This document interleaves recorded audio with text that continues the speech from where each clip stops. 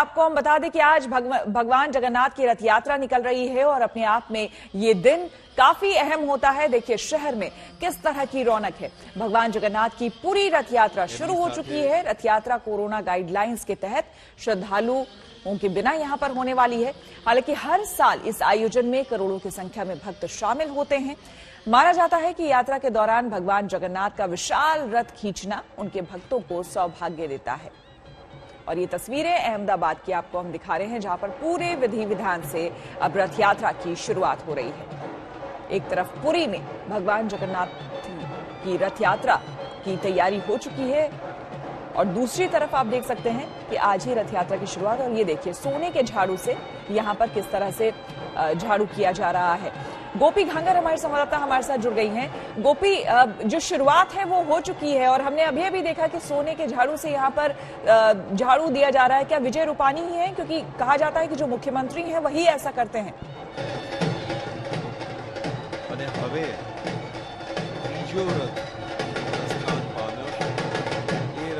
आपको एक दिन पहले की तस्वीरें दिखा रहे हैं जब मंगला आरती करते हुए। श्वेता, आपको बता दूं कि आप देख सकते हैं फिलहाल तो जो आखिरी रथ है भाई बलभद्र का, वो रथ को यहाँ से खींच के बाहर ले जाया जा रहा है। ये मंदिर जी बताएं। मंदिर के जो दृश्य है ये आपको सबसे पहले तो दिखा रही हूँ कि भाई बलभद्र का ये रथ जो है उसे अब खींचकर बाहर ले जाया जा रहा है। सबसे पहले भगवान जगन्नाथ का रथ रहता है, दूसरा रथ बहन सुभद्रा का रहता है और तीसरा रथ भाई बलभद्र का रहता है। तो वैसे में अब ये रथ जो है वो मंदिर से बाहर निकाल दिए गए हैं। सुबह 4 बजे जब मंगला आरती हुई तो खुद गृह मंत्री अमित शाह यहाँ पे पहुंचे थे, पूरे परिवार के साथ गृह मंत्री यहाँ पे पहुंचे थे। उन्होंने मंगला आरती के दर्शन किए और उसके बाद गुजरात के मुख्यमंत्री विजय रूपानी यहाँ पे पहुंचे और उन्होंने सोने के झाड़ू से झाड़ू लगाकर रथ को खींचकर इसकी शुरुआत की। अब जो रथ है वो मंदिर के बाहर निकल चुके हैं और आपको दिखाती हूँ वो दृश्य की जो पहले यहाँ पे गजराज के साथ, ट्रक के साथ, भजन मंडलियों के साथ रथ यात्रा निकाली जाती थी, लेकिन इस बार कोरोना गाइडलाइन को फॉलो करना है और कोरोना गाइडलाइन की वजह से जो भजन मंडलियां है या लोग जो है वो नहीं है इसके साथ, लेकिन पुलिस का काफी ज्यादा पहरा रहेगा। रथ जो है वो कहीं नहीं रुकेंगे, सीधे जाएंगे। जो रथ यात्रा आम दिनों में 10 घंटे की रहती थी वो रथ यात्रा महज 4 से 5 घंटे में वापिस मंदिर में ला दी जाएगी। और जो लोग, जो रास्ता है, जो रूट है, उसके लिए भी खास गाइडलाइन दी गई है। कहीं पे भी लोग घरों के अंदर इकट्ठे नहीं हो सकते हैं। यहाँ तक कि अगर दर्शन करने हैं तो सोशल मीडिया या टेलीविजन उसी पे दर्शन करने होंगे भक्तों को। ये पुलिस के जरिए गाइडलाइन दे दी गई है और जो लोग रथ को खींच रहे हैं उनका भी RT-PCR टेस्ट करवाया गया है, यानी पूरी तरीके से कहीं पे भी कोरोना ना फैले उसका भी ख्याल रखा गया है। साथ ही जो ट्रेडिशन है, क्योंकि पिछले साल रथ यात्रा नहीं निकाली गई थी जिसके वजह से कई सारे श्रद्धालु थे वो काफी दुखी थे, लेकिन इस बार रथ यात्रा निकाली जा रही है और सबसे अहम पूरा जो रूट है उस पे कर्फ्यू अनाउंस कर दिया गया है। यानी रथ यात्रा का जो 13 किलोमीटर का रूट है, जिन जिन इलाकों से ये रथ यात्रा होकर गुजरेगी उन सभी इलाकों में कर्फ्यू घोषित कर दिया गया है। कहीं पे भी लोग अपने घरों से बाहर नहीं निकल पाएंगे। जो रास्ते हैं, रास्तों को पहले ही बंद कर दिया गया है, जिस वजह से जो रथ है वो सीधे चले जाएं और रथ कहीं पे भी रुके ना, इसके पूरे इंतजाम किए गए हैं। और कुछ लोगों के साथ ही ये रथ यात्रा निकलेगी। सुरक्षा कर्मियों के अलावा अगर मंदिर प्रशासन की बात की जाए तो महज 150 लोग ही मंदिर प्रशासन के जरिए रथ के साथ रहेंगे और ये पूरी रथ यात्रा जो है वो निकलेगी। आमतौर पर गुजरात की जो रथ यात्रा रहती है हाथी रहते हैं, यहाँ तक कि जो ट्रक्स होती है, अलग अलग झांकियां रहती है, भजन मंडलियां रहती है, लेकिन इस बार की रथ यात्रा में ये कुछ भी नहीं है। यहाँ तक कि प्रसाद तक नहीं बांटा जाएगा।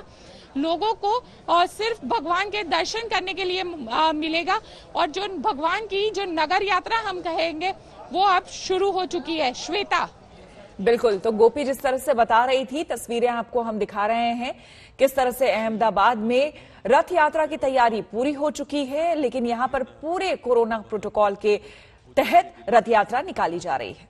लखनऊ में आतंकियों के होने की खबर ने पूरे लखनऊ को हिला के रख दिया था। माहौल गर्म है, मगर इस गर्म माहौल में सियासत भी गर्म है, क्योंकि यूपी सरकार जनसंख्या नियंत्रण नीति लाने जा रही है। और इस नीति का अर्थ यह है कि जिनके 2 बच्चे होंगे उन्हें तो पुरस्कार मिलेगा, मगर जो जनसंख्या नीति नहीं मानेंगे उन्हें तिरस्कार मिलेगा।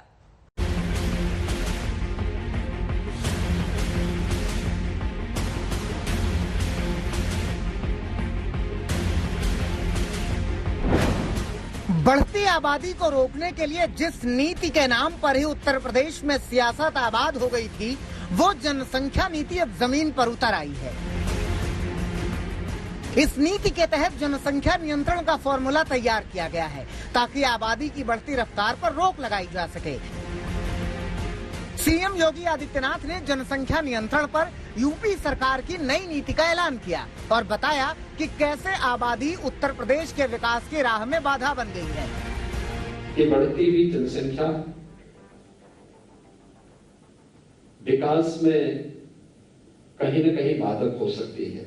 जिन देशों ने और जिन राज्यों ने इस संबंध में अपेक्षित प्रयास किए, उसके वहां सकारात्मक परिणाम के सामने देखने को मिले हैं। इस नीति का लक्ष्य जनसंख्या स्थिरीकरण को पाना है, यानी प्रदेश में जनसंख्या वृद्धि की दर को बढ़ने से रोकने के प्रयास किए जाएंगे, जिसके तहत सरकार परिवार नियोजन से जुड़े तमाम कार्यक्रम शुरू करेगी। साथ ही मातृ और शिशु मृत्यु दर को कम करने के लिए कई उपाय किए जाएंगे। प्रदेश में जनसंख्या नियंत्रण पर रोक लक्ष्य हासिल करने के लिए योगी आदित्यनाथ ने सभी तबकों से साथ आने की अपील की है। प्रयास, लेकिन इस प्रयास का आधार हमें इस बात को भी ध्यान रखना होगा कि देश की जनसांख्यिकी असंतुलन पर इसका कोई विपरीत असर भी न पड़े। हर तबके को इसके साथ जोड़ना होगा, हर एक तबके को उस जागरूकता अभियान के साथ जोड़ना पड़ेगा। मां और बच्चे के स्वास्थ्य को इसके साथ जोड़ना पड़ेगा। नई जनसंख्या नीति को सरकार बदलाव के लिए बड़ा कदम बता रही है, वहीं विरोधियों को इस ऐलान के पीछे चुनाव वाली पॉलिटिक्स नजर आ रही है। देखिए, उत्तर प्रदेश राष्ट्र का हिस्सा है और राष्ट्र का हिस्सा है तो जब राज्य में कुछ होता है तो देश की दृष्टि से भी फायदेमंद होता है और आगे दूसरे राज्य भी उस प्रकार के कार्य करते हैं जिससे कि जनसंख्या, जो बढ़ती हुई जनसंख्या है, उसको नियंत्रित किया जा सके। जनसंख्या नियंत्रण पर बात कर रहे हैं, लेकिन आप मुद्दे से क्यों भटका रहे हैं उत्तर प्रदेश को? आप जब 17 में चुनाव लड़कर के आए थे, 17 का आपका घोषणा पत्र कहां, संकल्प पत्र कहां है?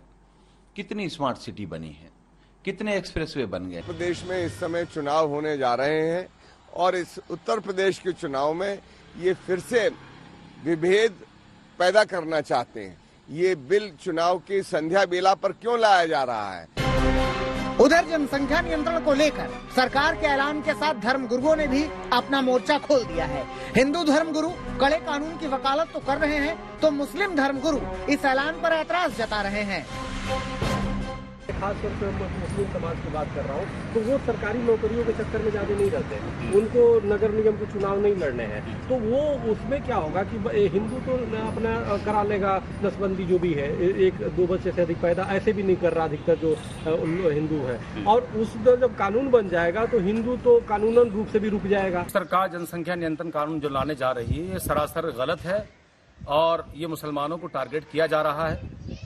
और मैं समझता हूँ ये नेहरू जी की एक बड़ी गलती है, क्योंकि नेहरू जी अगर अपने कार्यकाल में 2 बच्चों वाला जनसंख्या नियंत्रण कानून बना देते तो आज ना योगी होते, ना मोदी होते, ना दूसरे लोग होते, क्योंकि ये इस तरह के हालात में इन्होंने कोई विकास किया नहीं, कोई मुद्दा इनके पास बचा नहीं।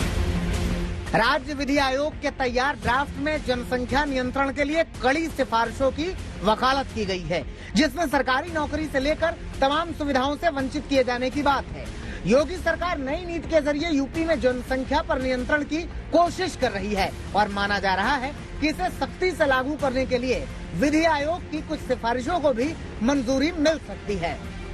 लखनऊ से समर्थ श्रीवास्तव और आशुतोष मिश्रा के साथ आज तक ब्यूरो।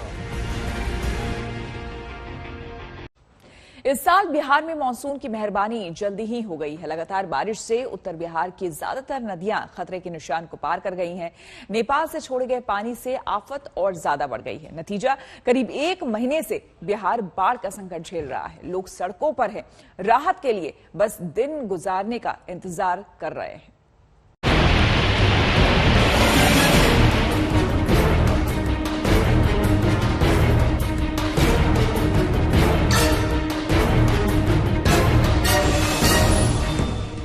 ये है सैलाब के संकट के सामने बेबस बिहार की तस्वीर।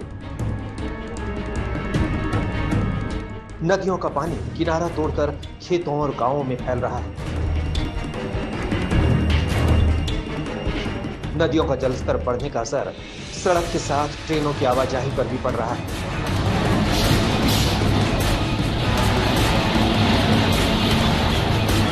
बूढ़ी गंडक का जलस्तर बढ़ने से समस्तीपुर रेलखंड के 2 रेलखंडों पर ट्रेनों का आना जाना रोक दिया गया है। कुछ ट्रेनों के रूट में बदलाव किया गया है। सगौली नरकटियागंज रेलखंड पर भी लगातार 8वें दिन ट्रेनों का आना जाना बंद है। सगौली मंझौलिया रेलवे स्टेशन के बीच पुल पर बाढ़ का पानी आ चुका है।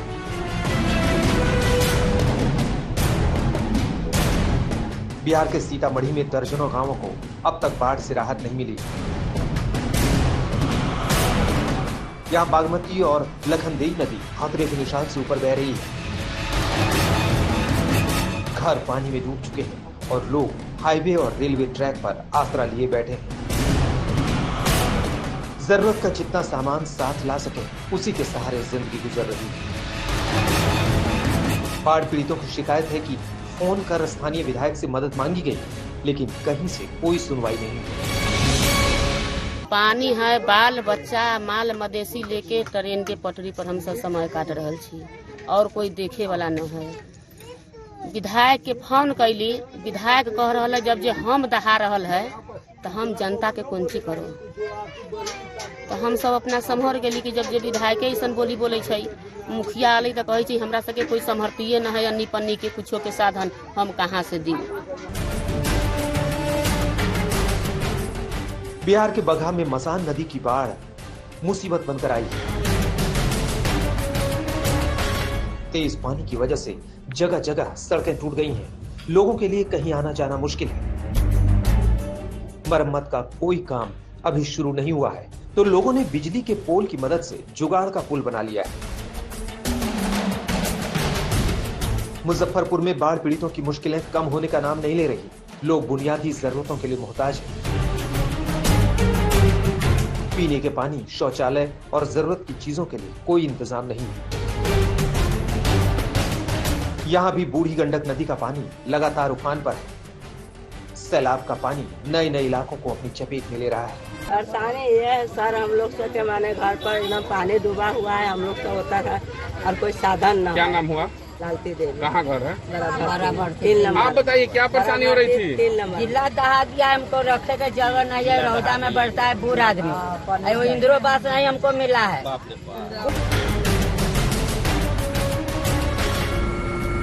बाढ़ से हुई बर्बादी को सरकार आसमान से देख रही है और बाढ़ पीड़ित सूखी धरती की तलाश में भटक रहे हैं। दरभंगा, मधुबनी, मुजफ्फरपुर, समस्तीपुर और सीतामढ़ी सहित उत्तर बिहार का बड़ा इलाका हर साल बाढ़ की चपेट में आता है। हर साल यहाँ के लोग मानसून के मौसम में ऐसी ही मुसीबतों से गुजरते हैं।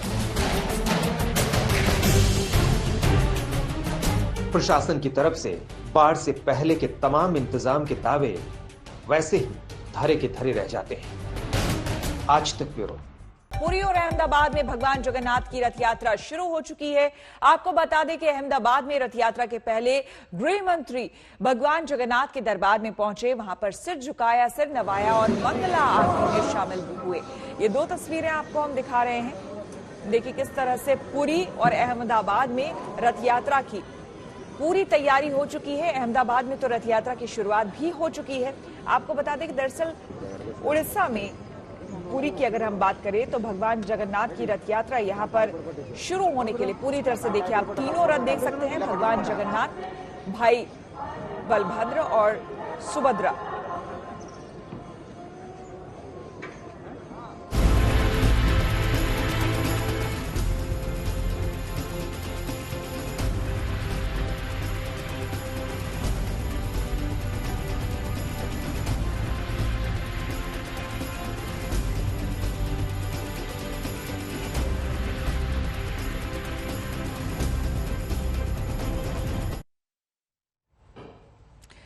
तो तस्वीरें आपको हम दिखा रहे हैं, ये देखिए खुद जगन्नाथ भगवान रथ यात्रा पर अब सवार होंगे और उसके बाद रथ यात्रा यहां से निकाली जाएगी। और इस बार विशेषकर देखिए जो पंडित हैं, जो पुजारी हैं, पुरोहित हैं और वहां पर जो सेवादार हैं, सिर्फ वो ही रहेंगे। कोविड की वजह से, कोविड प्रोटोकॉल को ध्यान में रखते हुए भगवान बलभद्र को देखिए रथ तक लाया जा रहा है। अपने आप में हिंदू धर्म में इसकी काफी बड़ी मान्यता है, काफी विशेष है, बहुत बड़ा त्योहार है आज के दिन। आपको बता दें कि हर साल दरअसल आषाढ़ महीने में शुक्ल पक्ष की द्वितीय तिथि को ही भगवान जगन्नाथ अपने बड़े भाई बलराम और बहन सुभद्रा के साथ नगर भ्रमण के लिए निकलते हैं।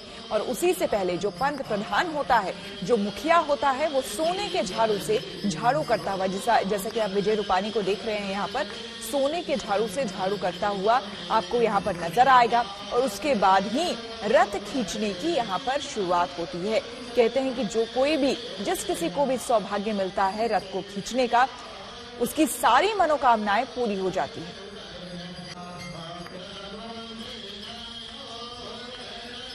कि भगवान जगन्नाथ की रथ यात्रा जो है वो अब यहाँ पे तैयारी खत्म हो चुकी है। रथ यात्रा की शुरुआत करवाने के लिए गुजरात के मुख्यमंत्री विजय रूपानी और जो डिप्टी सीएम है नितिन पटेल, ये दोनों पहुंच चुके हैं भगवान जगन्नाथ के रथ में।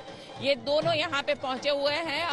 अब जो पहिन विधि है भगवान की रथ यात्रा की शुरू करने से पहले जो होती है वो यहाँ पे की जाती है। पहले के वक्त में जब राजा महाराजा होते थे तो वो यहाँ पे इसकी पहिन विधि करते थे, लेकिन अब गुजरात के मुख्यमंत्री जो है वो इसकी पहिन विधि करते हैं और सोने के झाड़ू से रथ में झाड़ू लगाकर भगवान का रथ खींचा जाता है और भगवान की जो रथ यात्रा है वो शुरू हो जाती है। और इस बार की रथ यात्रा बेहद खास भी है क्योंकि जो कोरोना गाइडलाइन है, कोरोना गाइडलाइन के तहत इस पूरी रथ यात्रा को निकाला जाएगा। क्यों खुद मुख्यमंत्री सोने का झाड़ू लगा के रथ को खींचेंगे और भगवान आज नगर यात्रा पे निकलेंगे। आम तौर पर लोग भगवान के दर्शन करने के लिए मंदिर में आते हैं, लेकिन ये साल में ये एक ही मौका होता है जब भगवान स्वयं लोगों को दर्शन देने उनके द्वार तक पहुंचते हैं। तो वैसे में आप देख सकते हैं कि गुजरात के मुख्यमंत्री विजय रूपानी के हाथों में ये सोने का झाड़ू है। अब रथ में ये सोने का झाड़ू लगाकर इसको रथ को खींचा जाएगा। आप देख सकते हैं कि किस तरीके से मुख्यमंत्री विजय रूपानी जो है वो अब इस रथ को खींचेंगे। सबसे अहम कह सकते हैं क्योंकि कोरोना का वक्त चल रहा है, वैसे में लोग इसमें इन्फेक्टेड ना हो ये भी एक प्रयास किया जाता है। आप देख सकते हैं कि यहाँ पे जो गुजरात के मुख्यमंत्री विजय रूपानी है वो सोने के झाड़ू से ये झाड़ू लगाते हुए यहाँ पे दिख रहे हैं और अब रथ को खींचकर रथ यात्रा की शुरुआत करवाई जा रही है। और सीधे गोपी हमारे साथ जुड़ रही है। अद्भुत तस्वीरें, सुबह सुबह गोपी, बेहद अद्भुत तस्वीरें और सुबह सुबह भगवान जगन्नाथ का आशीर्वाद हमें सीधे तौर पर मिल रहा है, तमाम देशवासियों को मिल रहा है आपके माध्यम से। ये बताइए कि क्या रथ यात्रा की शुरुआत हो चुकी है? मुख्यमंत्री विजय बिल्कुल श्वेता, रथ यात्रा की शुरुआत हो चुकी है। रथ जो मंदिर से निकल चुके हैं और अब रथ सीधे यहाँ से जो अहमदाबाद का उनका रूट है, करीब 13 किलोमीटर लंबा ये रथ यात्रा का रूट है, उस पे घूमेगी और वहां से फिर आमतौर पर शाम के वक्त मंदिर में रथ वापस आते हैं। लेकिन कोविड का वक्त चल रहा है, कोरोना के वक्त में लोग इन्फेक्टेड ना हो और रथ कहीं पे रुके ना ताकि लोग इकट्ठा ना हो, उसके पूरे प्रयास किए गए हैं। उसकी एक गाइडलाइन भी दे दी गई है और करीब 150 लोगों के साथ ये रथ यात्रा यहाँ से निकली है और वही लोग जो है वो रथ को खींचेंगे और रथ को वापस मंदिर तक भी दोपहर तक ही ले आएंगे। यानी जो आम तौर पर 10 या 12 घंटे में रथ यात्रा खत्म होती थी वो रथ यात्रा अब महज 4 या 5 घंटे में खत्म कर दी जाएगी और 12 बजे से पहले जो रथ है भगवान जगन्नाथ के रथ उसको मंदिर में ला दिया जाएगा और हो सकता है उसके बाद जो लोग है, जो भक्त है, श्रद्धालु है, उनको यहाँ पे दर्शन करने की अनुमति अनुमति दे दी जाए। लेकिन कोरोना की वजह से जो पिछले साल रथ यात्रा नहीं हो पाई थी, तो इस साल ये प्रयास किया गया है कि सारे जो कोविड गाइडलाइन है उसको फॉलो किया जाए। कोविड के गाइडलाइन को फॉलो करते हुए ये पूरी रथ यात्रा निकाली गई है। जितने भी लोग रथ को खींच रहे हैं उन सब के RT-PCR रिपोर्ट निकाले गए हैं। यहाँ तक कि उनके लिए जो वैक्सीनेशन है उसे भी कंपलसरी रखा गया है। और साथ ही कहीं पे भी प्रसाद बांटा नहीं जाएगा, क्योंकि आमतौर पर हम देखते हैं कि जब रथ यात्रा निकलती है तो मूंग, जामुन जैसे जो प्रसाद है वो दिए जाते हैं, लेकिन इस बार कहीं पे भी प्रसाद नहीं बांटा जाएगा।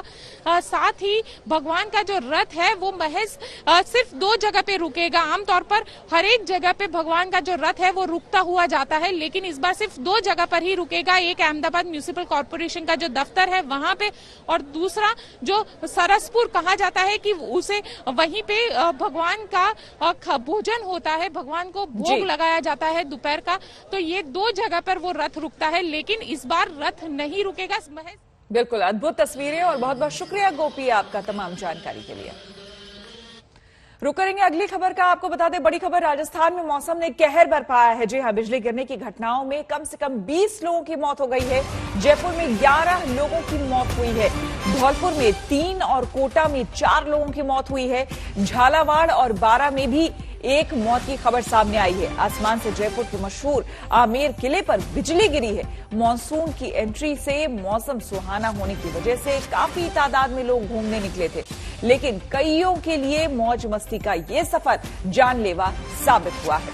राजस्थान सरकार ने मृतकों के परिजनों के लिए 5 लाख के मुआवजे का ऐलान किया है। शरद कुमार हमारे संवाददाता हमारे साथ जुड़ गए हैं। शरद, ये जो आसमानी बिजली गिरी है वो लोगों के लिए मौत की बिजली से कम यहां पर नहीं है। क्या कुछ जानकारी और मिल रही है? क्या मरने वालों की तादाद और बढ़ सकती है? श्वेता, देखिए, इतने लंबे अरसे से लोगों को मानसून का इंतजार था, और जिस तरह से बारिश आई उसके बाद कहर बरपा दिया पूरे राजस्थान में हालांकि 22 लोगों की मौत हुई है, लेकिन जयपुर में 11 लोगों की मौत हुई है, 10 से ज्यादा लोग घायल हैं और 2 लोगों की स्थिति अभी भी गंभीर बनी हुई है। मौसम इतना अच्छा था कि लोग आमेर चले गए घूमने, और ठीक आमेर में आप आए तो देखेंगे कि आमेर के ठीक सामने एक वॉच टावर बना हुआ है, वहाँ 50 से ज्यादा लोग एकत्रित थे। वॉच टावर पर लोग सेल्फी लेते हैं, फोटो खिंचवाते हैं। इतनी देर में आकाशीय बिजली गिरी और उसके बाद अफरा तफरी मची, बहुत लोग कूद गए, कुछ लोग बिजली से मरे। तो कुल 11 लोगों की मौत हुई है। और अभी चूंकि कल काफी रात थी, बारिश भी हो रही थी, और इतना पहाड़ी इलाका है, सघन इलाका है कि सर्च ऑपरेशन कंप्लीट नहीं हुआ था, अभी सुबह भी जारी है। लेकिन जिस तरह से पूरी दुर्घटना हुई है, निश्चित रूप से दिल दहला देने वाली है। किस तरह से मौसम का मजा लेने लोग गए और 11 लोगों की मौत हो गई। बिल्कुल। शरद, जानना चाहेंगे, जिन लोगों की मौत हुई है वो वहाँ के लोकल ही थे या फिर बाहर से आए थे पर्यटक? इस बारे में कोई जानकारी? ये सभी लोकल थे और आसपास के मोहल्ले के थे। ज्यादातर जलमहल के इलाके के लोग थे।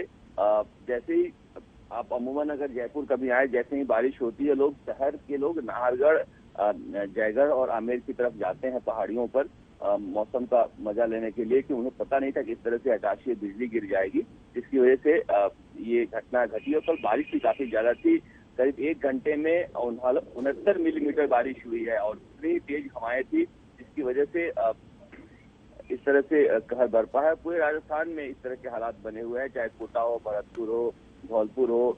22 लोगों की मौत हुई है केवल वज्रपात से। बिल्कुल, और तो ये खबर अपने आप में बिल्कुल दहला देने वाली है कि देखिए, एक तरफ लोग जो थे वो मौसम का मजा लेने के लिए गए थे, क्योंकि तपती जलती गर्मी से लोग परेशान थे, और वो जैसे ही मौसम सुहाना हुआ, सब जो ये जो पहाड़ी इलाके जो शरद हमें बता रहे हैं, ये सारे फोर्ट हैं, आमेर का किला हो या फिर और नाहरगढ़ फोर्ट, खास करके जो यहाँ जाते हैं, जयपुर जाते हैं पर्यटक बाहर से, वो भी यहाँ पर जाते हैं, लेकिन जो लोकल्स हैं उनके लिए और आसान होता है और इन जगहों पर वो जाना पसंद करते हैं। ऐसे में जब वो घूमने के लिए गए तो आकाशीय बिजली का वो शिकार हो गए, और धौलपुर में 3 तो कोटा में 4 लोगों की मौत की खबर सामने आई है। इसी तरह से कई लोगों ने कल अपनी जान गंवाई है। मृतकों के परिजनों को हालांकि 5 लाख मुआवजा देने का राज्य सरकार ने ऐलान किया है। शरद, राज्य सरकार ने 5 लाख मुआवजा देने का ऐलान किया है, और भी कुछ राज्य सरकार की तरफ से ऐलान किया गया, क्या कुछ कहा गया?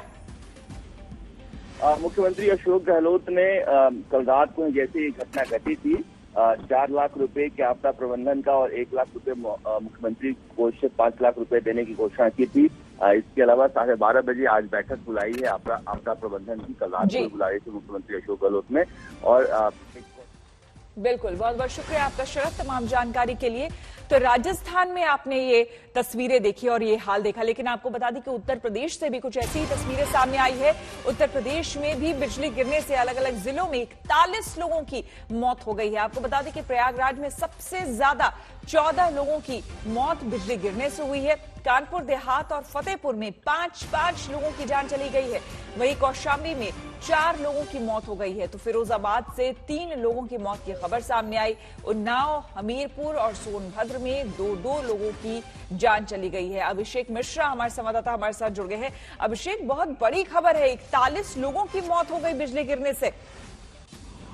देखिए बिल्कुल, और कहीं ना कहीं इसको लेकर के राज्य सरकार भी हरकत में आई है। जैसे इन मामलों का पता चला, राज्य सरकार ने तुरंत निर्देश दिए हैं जो परिवार है उन तक मदद पहुंचाने की। और मैं आपको बता दूं कि 14 लोगों की मौत जो है वो कानपुर देहात में हुई है, फतेहपुर में 5 और कौशाम्बी में 4 लोगों की मौत हुई है। ऐसा ही फिरोजाबाद में भी हाल है। उन्नाव, हमीरपुर, सोनभद्र, कई ऐसे जिले हैं जहां पर ये घटनाएं सामने आई हैं। हालांकि इसको लेकर के अब एक्शन में सरकार आ गई है और मदद की पूरी बात कही गई है। इसमें मैं आपको बता दूं कि 200 से ज्यादा जो मवेशी हैं वो भी प्रभावित हुए हैं।